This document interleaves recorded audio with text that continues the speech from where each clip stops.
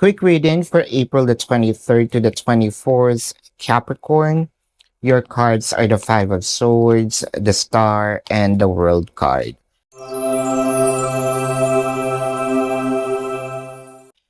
Mapapansin natin na ngayon ipinaglalaban tayo ni person, ngayon nag-e-effort siya, parang meron ditong mga bawi sa mga dati niyang nagawa.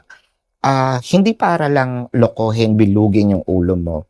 But this is them saying na I deeply apologize, what my feeling for you is genuine, and even etong ginagawa ko is genuine, no? Parang gusto niya sabihin na ayaw kitang mawala, ayoko yung mga, ayoko nag-aaway tayo, ayoko meron tayong tampuhan, gusto ko ipaglaban, no?